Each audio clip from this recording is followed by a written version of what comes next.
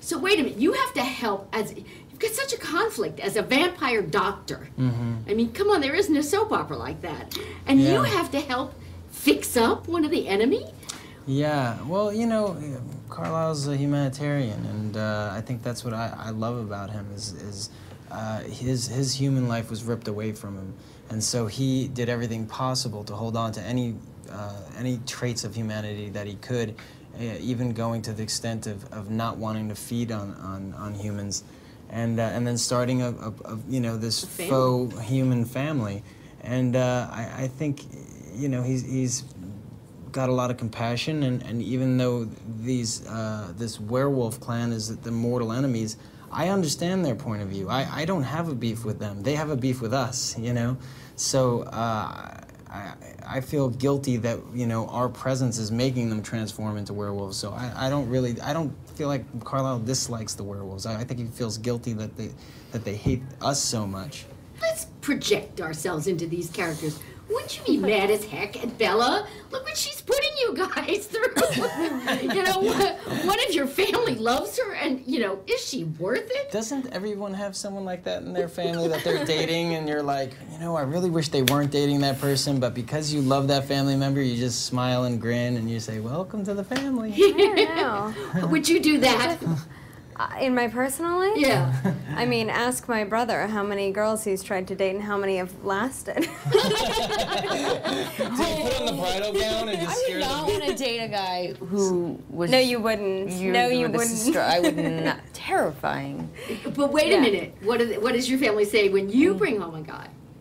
Everyone's very, very welcoming. or else. So we know the outlaw is in that family. But you know, I grew up very fast, and I moved out very young, and so when I have been in serious relationships, it's much easier to present who I'm with to my family because it's sort of removed. You know, I'm an adult now. My brother is still kind of lives at home and stuff sometimes, so it's a little different. Is your older brother protective of you? No, he's like my little brother. Really? No, he's a year older than me, but the dynamic is really messed up.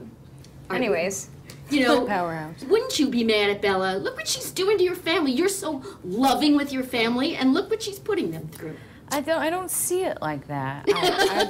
I think, you know, Edward has had a really hard time for a while now. He's a vampire, he's isolated, he can't be intimate, no one can really know who he is except for us.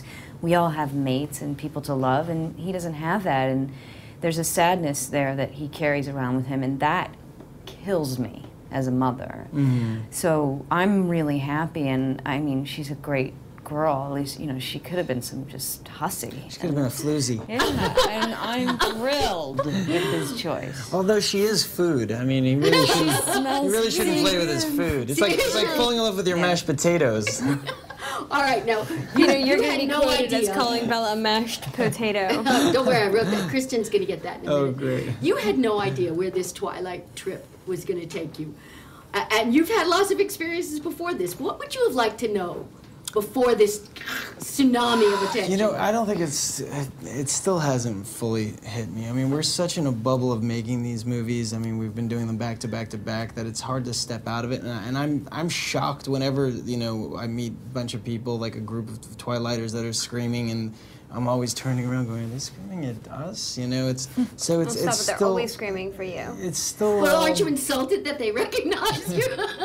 No, I'm floored that they recognize you, because I mean, I look so different in the movie that the fact that people recognize me as Carlisle, sometimes it baffles me.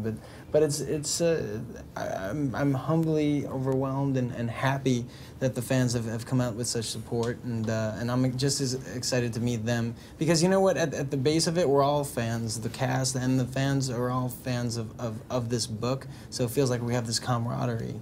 What would you like to know before you took this Twilight trip? Or what would you tell her, the Nikki, before this all started? Fasten your seatbelts.